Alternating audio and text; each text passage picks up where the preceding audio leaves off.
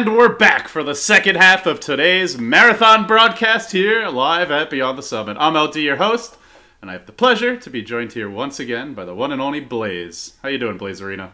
Oh wait, you're muted. Yeah, let me fix that. There you go. Oh no, you're not with me. He hung up the call. All right, we'll get him back on the line. In the meantime, I'll handle this one solo. Yeah, we've got Team Virtus Pro facing up against Fnatic. VP currently 3-1 in Starladder play. Hey Blaze, how you doing? Doing pretty good, man. Had some great games earlier, and obviously we're getting into the European division here, so we got some more action intensity. Man, yesterday was great too, and the marathon continues. I really am excited about seeing Virtus Pro and Fnatic back in action.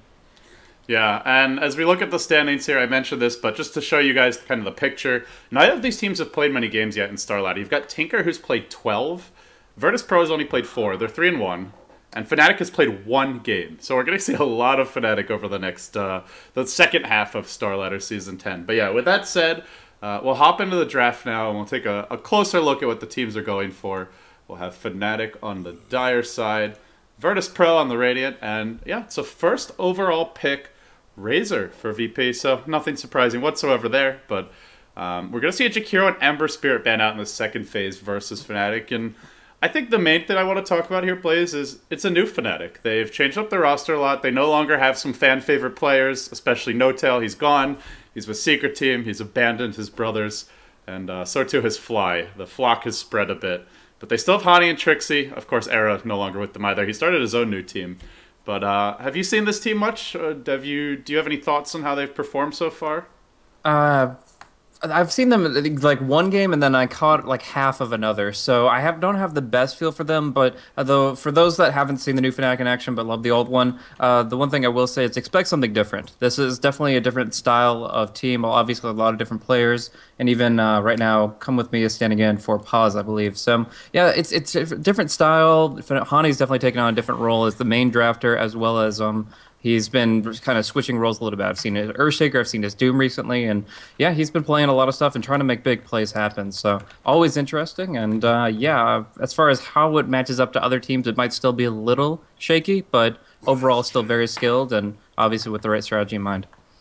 Yeah, and with that, we'll see the second phase of the draft underway. So it was a first phase ban Tinker. This is increasingly common versus Virtus Pro, mainly because of G, and he plays a fantastic Tinker. And I think teams, like we see other teams with strong Tinker players, but I think the difference with VP is they just seem like they're on another level when they have Tinker. Whereas other teams use the hero well, but also have other strong strategies. It's like VP are so much better when G uses Tinker that it's worth the first phase ban always.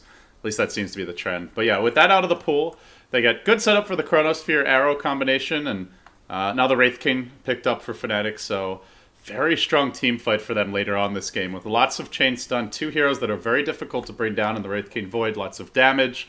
But their laning stage is feeling a little suspect right now up against a Razor and Skywrath with double melee heroes and very reliant on the arrows to make things happen for them through the first 5-10 minutes. And with that, VP, third pick coming out now. They'll probably want some more of a stun-oriented support here. There's a Sand Cane. Earthshaker is a common choice to counter the Chrono. Just sit back and fissure when Void jumps in, at least for a certain stage of the game. Eventually it gets BKB and that won't save you, but they'll go Visage. So maybe looking towards a Drow here. They've already got 3 ranged heroes, and it would be a nice way to push in Fnatic before they can get any sort of farm up on the Void or the Wraith King. Yeah, and I mean, Fnatic are going to be drafting mostly ranged heroes from now here on out, so they might be able to deal with the familiars just with raw right clicks. I mean, the Mirana's decent enough for it, but yeah, right now I think the Wraith King definitely needs to be a support just because he really can't contribute anything inside the Chronosphere. So he's going to just be roaming, getting some good stuns out, and trying to promote the early aggression there. But it's pretty easy to see what he's going to contribute once he actually hits the lane, breaks the smoke, etc.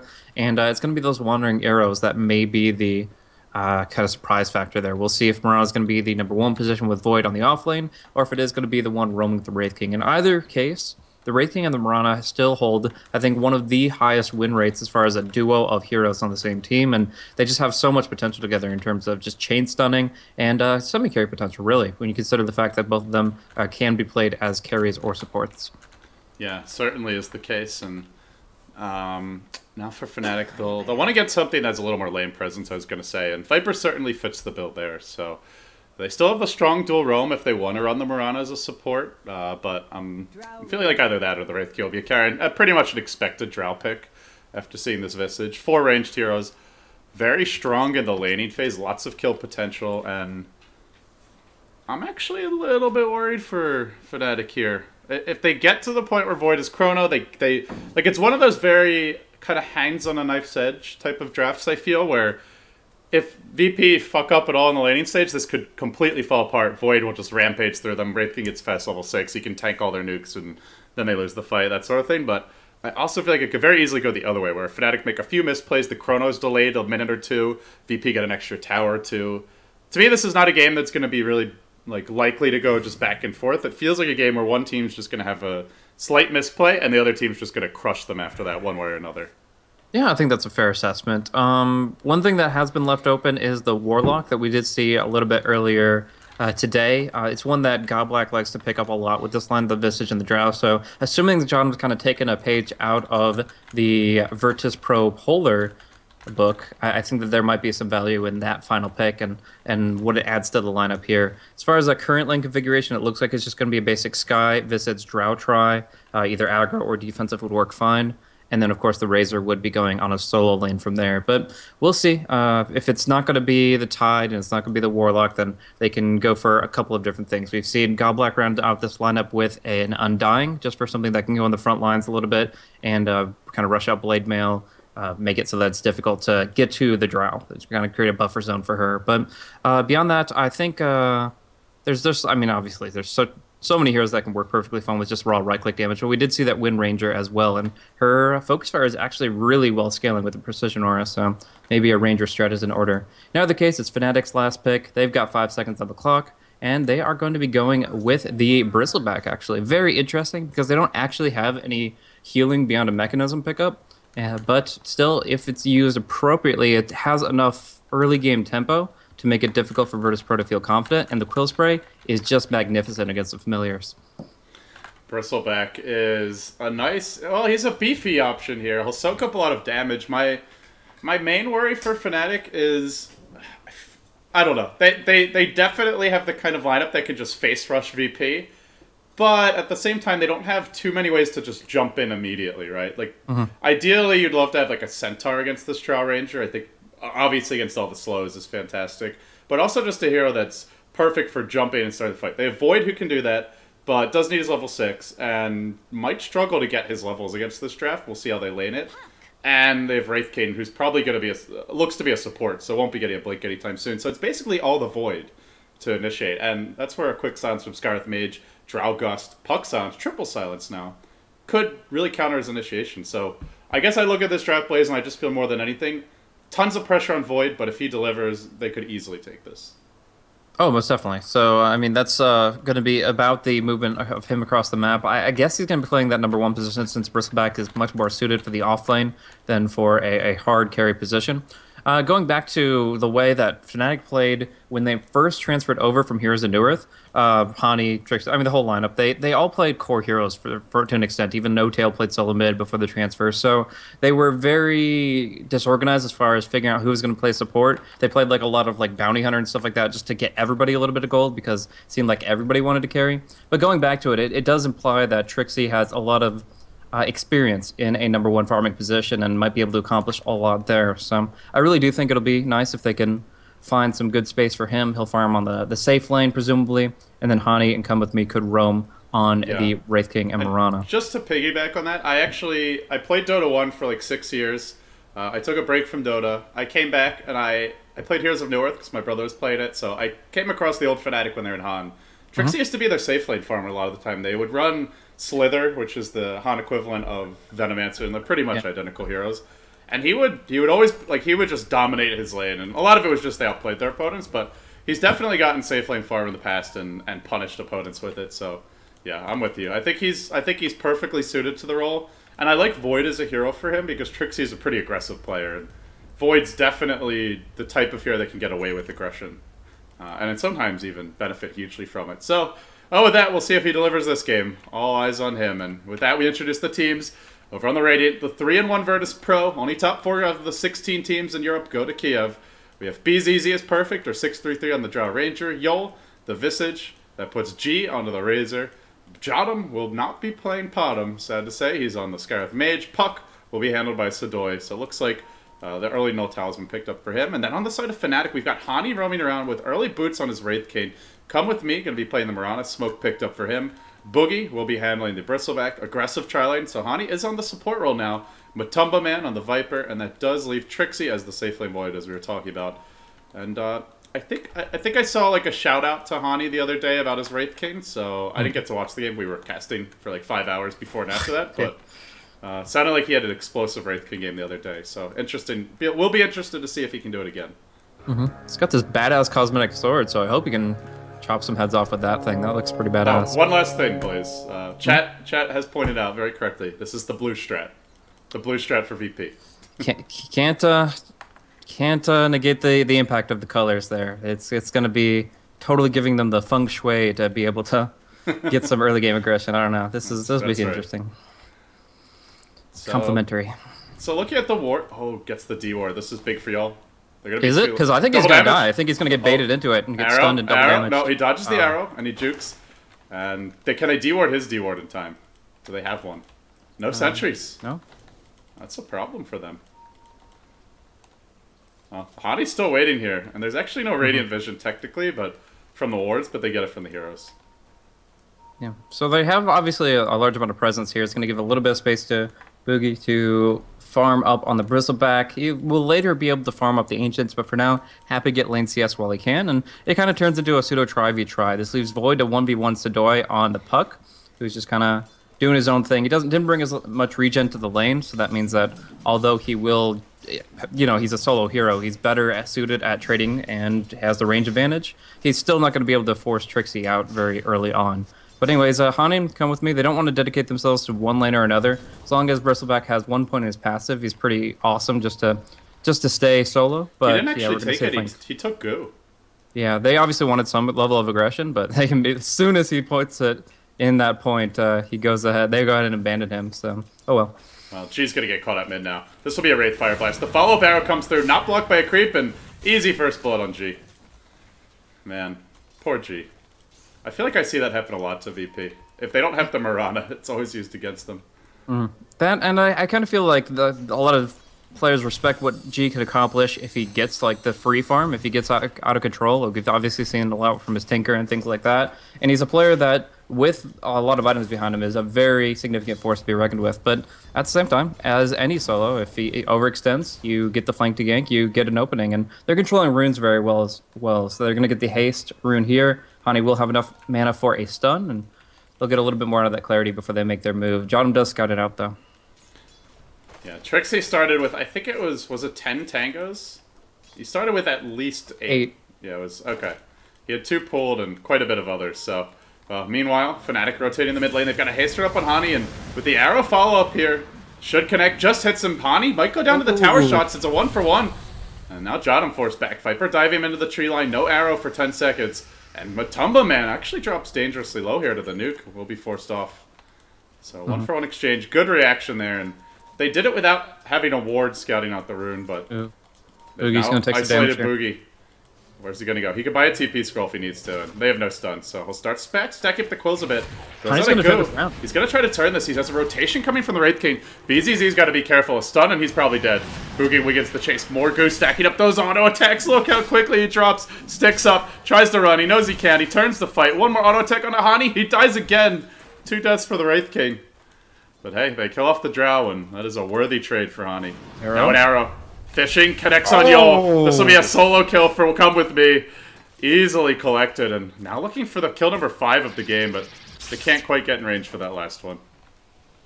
Yeah, so now it's actually a call to arms for Sadoy on the Puck. He's got to make a lot of stuff happen since he's the one with the free farm here. He's the one that has not been disrupted at all by the roaming supports, and he's the one that's going to be able to accomplish the most. So I think Dream Coil rotation immediately at level 6 is going to be imperative for him to actually bring his team back into a comfortable farming rhythm.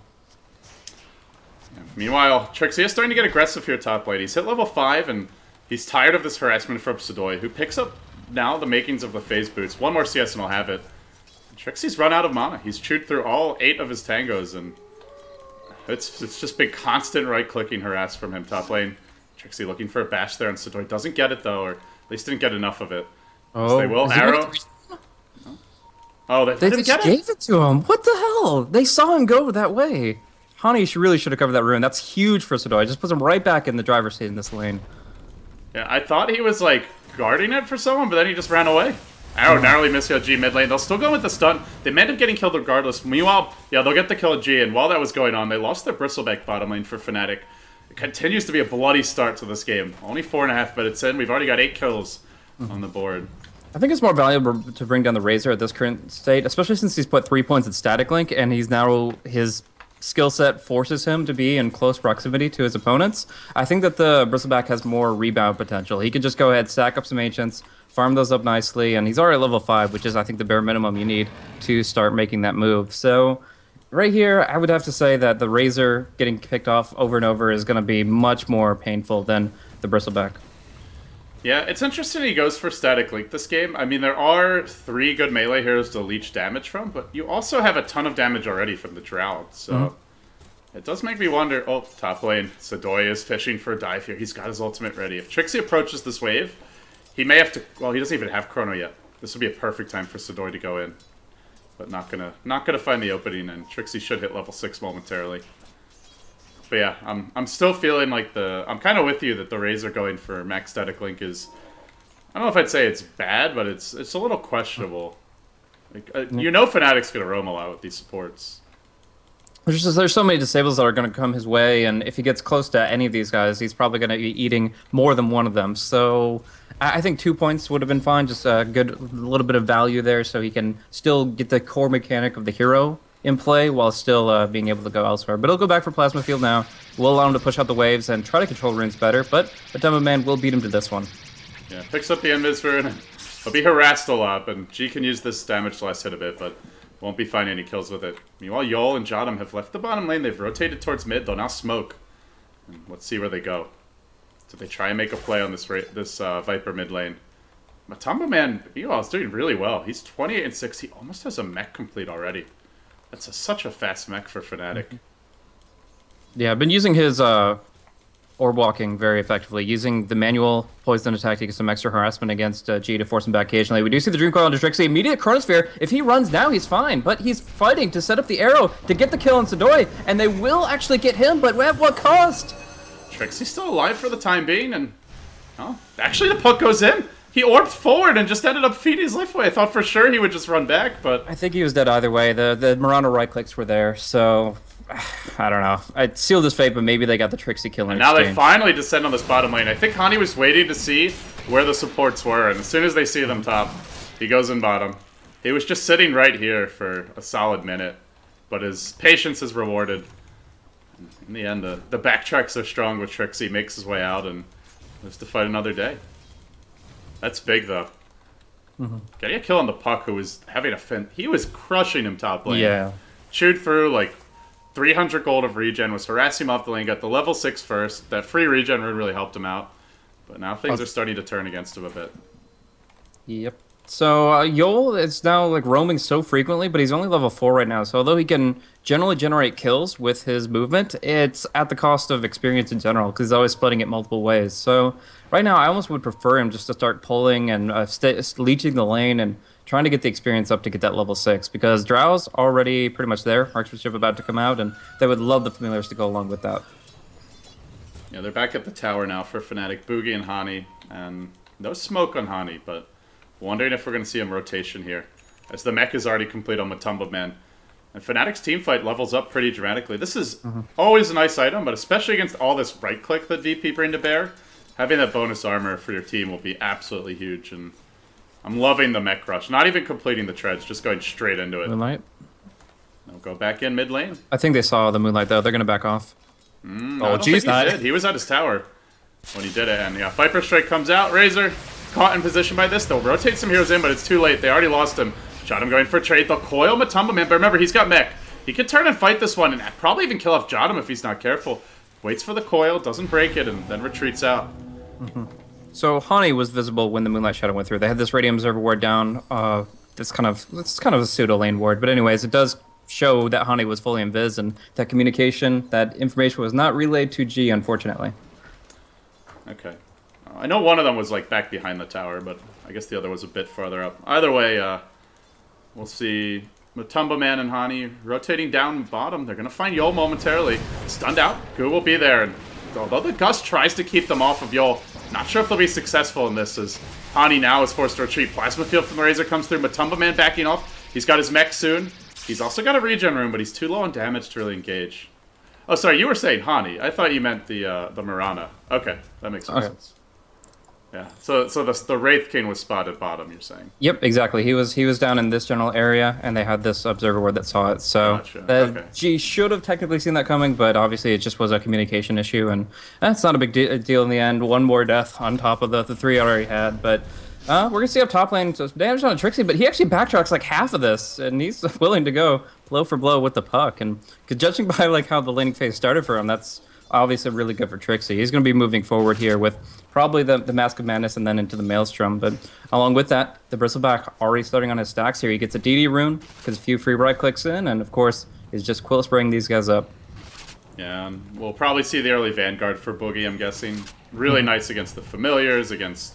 Well, at least until the Drow gets enough damage on her. But for now, any damage block will be helpful against all this physical output. And Matumba Man with the mech as well. They're grouping up towards a pretty strong 5-man mid game. I'm actually wondering what the next step for VP is, because generally we see this Drow Visage lineups, and they like to have a tower, if not yet, then very soon, but no Familiars yet, so it's slow going for them. Yeah. This is not something I usually say, but I would really love the Bristleback to pick up a Blade Mail. Up against Mystic Flare, up against Soul Assumption heading your way, if they're trying to burn you down, you can just pop that and do so much damage in retaliation, and that's going to be very difficult for the lower HP Skywrath and Visage to actually survive against. That's just specifically against VP's draft, I think it's strong, but I think the items in general purchased a little bit too much on Bristleback. Yeah, Blade Mail would be really good this game, and everyone's fairly low HP, in addition to fairly high damage output, so it would discourage them from going on him. I'm with you there, Blaze. Well, Sadoy will rotate down bottom. Still doesn't have his Blink Dagger after that fast start. He's fallen behind in CS. The Void finally surpassing him, also about to pick up a Mask of Madness, and then you go towards the mid game, and you just have to feel like this Void is going to do so much more for his team than Sadoy's Puck. Like, Puck can be an exceptional hero in some games, but there's no real squishy heroes in Fnatic. The squishiest one's the Mirana, and she's difficult to wrangle. And they'll now begin a Roche. They've got a Medallion up on Come With Me. There's a Radiant Sentry over in this region, and they do have Vision of Hani just poking a tiny bit of his body out right here. Arrow will come through. Medallion continues to be applied. Goo stacking up. Roche at -4 armor, and it'll be an easy kill for them, it looks like. Yep, so he's just orbit creeps down. He's not going to be focusing on this, and yeah, that VNG stack, he's up to -4 armor, so quick kill. Aegis on the Bristleback, and if he respawns in the midst of a fight after getting a lot of quill spray stacks up, I mean, the memory time is really long now. They buffed it to 14 seconds on those stacks, so even if he's down for 5 full seconds for the Reincarnate, he still can come back up and do a lot of damage adding it up. We do see the leap, we do see the Moonlight Shadow as well, but the arrow in return will be dodged. Not going to hit anyone. Familiars now online and ready to do battle. Is this Radiant Sentry Ward about to expire, but does give them vision of Matumba Man. Or sorry, the Observer Ward about to expire, but there's the Sentry there to give them vision of the Invis heroes, but Come With Me is now in the tree line. He's wormed his way around, and he's going to TP out. Nothing in range to cancel that, and he'll make it out safely while Trixie happily split pushes top. He's already got Mask of Madness up, though, and with the Mask of Madness, Void can take this tower down pretty quickly by himself. He's got good base damage to go with that attack speed, so if they don't back soon, they're going to be forfeiting a tower. They got to send someone there to defend, but anyone who goes up there is at risk of being solo killed. Yeah, very true. We're going to see the mech come out pretty soon on the Razor, and I think that's when VPs need to get a little bit more aggressive. The problem is they're going to be fighting into 2 lives on 2 heroes. Hani with his Reincarnate, level 1, and of course the Aegis that we were talking about before. So, although they have like a lot of potential damage output, I mean, right now Drow is enhancing the familiar damage when she's in range or when she uses her active by like 55 DPS per familiar. It's still problematic if a good chrono comes out and if the respawns just kind of overwhelm VP's numbers. They get those core items, the Blink of the Puck, the mech you mentioned for the Razor as well, and well, this would be the time for them if they want to try and force a fight. Alternatively, they could farm, but their Drow has not gone for a Midas, so the level 11 is going to be quite slow. And they're not really they're not really building up in terms of economy to try and take the super late game. And it feels like a risky proposition against the late game of Fnatic.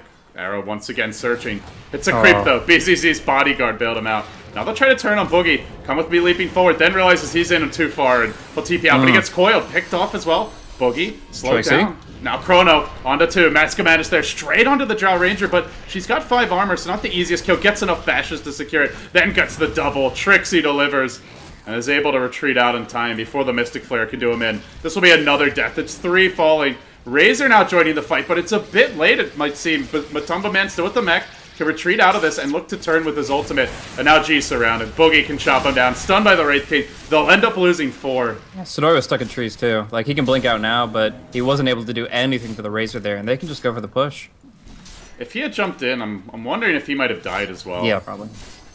Yeah. He's showing his position now. Okay, I guess he gets a little bit of counter push there, but he's playing a dangerous game waiting for this TP to come off cooldown. Fnatic may not realize that his TP's not ready, but no, it doesn't matter anyway for them. They'll push in the bottom tower, and this is kind of what I was talking about with the draft, where it just felt like if VP messed up the laning stage a bit, and Fnatic had an early Chronosphere, they got a quick level 6 and Wraith King, this game would quickly become very, very uphill battle for them. Whereas, had they had a good start, they start taking on towers, they can snowball with the gold, the early level advantage, but now we're at the point where they can just bull rush this Drow Ranger, and there's really not much that she can do about it.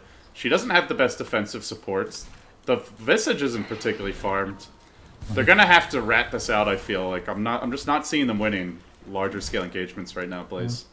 Between the Chronospheres, I think they still have a really good chance, but Trixie's working his way to nullify that effect. He's going for the Aghanim Scepter right after the Mask of Madness, and although that's generally considered an offlane build instead of a carry void build, it feels very warranted here. They do rely on the Chronosphere quite a bit to connect with arrows, to get a little bit of extra damage from the Viper, and I think it is going to allow them to just kind of solo out that Drow before she makes too much of a contribution. Is the backtrack strong with him? Blink, silence, double silence actually stacked up a bit with each other, and Trixie lives through it. Can he get off a Chrono? 5 seconds until he gets backtracks. He almost broke the coil there at the last second, but he doesn't, and now BZZ's caught out. Just enough for him to survive with the point booster. Boogie will chase, but he's out of mana. Maybe they can turn against him. Still is Aegis. Trixie's still going in.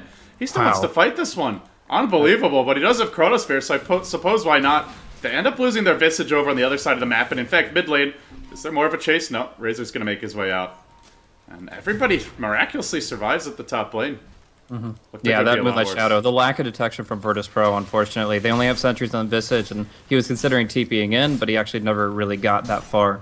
So he actually died off in the mid lane, and they do seem at a loss a little bit as far as where to move from here. As far as getting a team fight, the Chronosphere is back up. As far as getting picked off, that's been pretty favorable for Fnatic so far.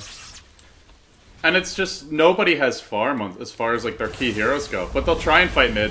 Mystic Flare onto Matumba Man, he still has mech available, and now Trixie comes back in. Chrono on 3, and everybody's ready to follow this up. Hani moves around to the left, looking for a stun. He could have gone for Jotum, probably guaranteed a 3rd kill, but they'll at least get the 2nd one. Now Trixie's got to run. Soul Assumption backtrack. The RNG. Are you kidding What me? a Void player. What an amazingly skilled Void player Trixie is. 4 dead, make it 5. The RNG is strong with this one. He's got 1 point in that shit. Oh. That's okay. That's ridiculous. I thought he'd have at least 2 by now, but oh man. Soul Assumption backtracks, so OP. Nice micro from the Visage to block the arrow coming in from Come With Me. They obviously just take the arrow and don't receive anything, but yeah, they should have at least gotten something in return for that Chronosphere engagement, and they got absolutely nothing. That's just so frustrating. Comeback will be tough, man. That's for sure. 14k gold lead for Fnatic. Now a 14k experience lead. And they take the tower. The team that's supposed to be pushing the Drow Visage lineup, yet to crack a single tier 1. Mid tower still at 1100 HP. Bottom at 1000. Top tower is at 1100. They've not only not taken a tower, they're not even close to taking one, Blaze. Yeah, and that's the opposite of the intention here. I mean, they should have had that tier 1 pretty early on in general on bottom lane, but now with these familiars, they have to be at least slow sieging. We do see that the Bristleback Aegis did expire, but he just trades that out for a Blade Mail and still is happy if he gets focused. The second life, he's not really missing it. I also got to just in general enjoy the fact that he went for the early Basilius. Physical damage is probably the only way that they get nuked down, so getting that nice little extra aura on top of the +2 from the mech, I think that's going to be nice little bit of sustain there. This could go badly for them. Trixie, he's silenced, he's coiled as well. Backtracks with him, at least for the concussive shot, but Mystic Flare brings him low. And this time Trixie doesn't have enough RNG to survive. But that's okay. He's got another carry entering throwing his hat in the ring. Just come with me. We'll pick up a Midas of his own, and the rest of Fnatic still farms. Hani, his own Midas. Actually, he's had this for a little while. I missed it getting picked up earlier, but yeah, double Midas for Fnatic, and already level 2 Wraith King ult. So, as good of a game as Trixie's had, he really doesn't need to carry his team, and that is the very scary fact of the situation for VP. 100% true, though. The momentum, obviously 19-7 speaks for itself for the KDA, but we do see the Blink Dagger came out a really good time for Hani. So even though he went for the Midas, and that often stifles your early game momentum, they get a Roche, they get a tower, they get some great fights, and he's got the Blink Dagger anyways a few minutes later. So obviously well warranted, and everybody's going to have what they need, as well as a little bit of extra on top. They've got a surplus of income right now. Moonlight Shadow as Trixie and Hani make their moves through mid.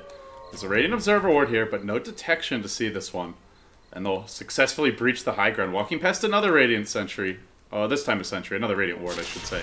G now caught out. He'll be forced to TP by Matumba Man. Do they get there in time? Chrono just caught him. Didn't even catch the Viper. Perfectly placed by Trixie.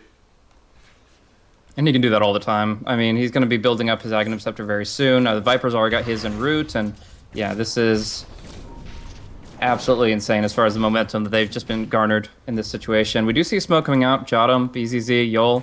But they're all moving different directions. They don't know who to focus. It looks like Hani wants to be their target, but he's got the Blink. He's got the Reincarnate. At the very least, he gets out with his second life.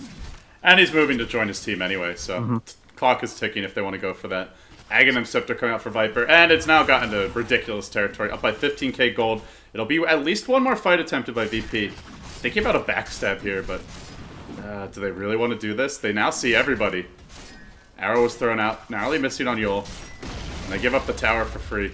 Yeah. They're still not even split pushing that well. They haven't gotten to tier 1. The mid tower, it's taken like 200 points of damage, and Fnatic are looking for a new Roche. 1 minute until that's up. They'll smoke, and they're going to jump mid.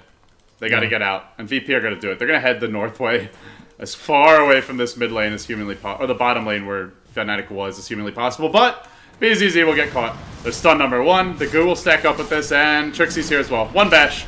Easy kill. Can't leave your base, man. Yeah.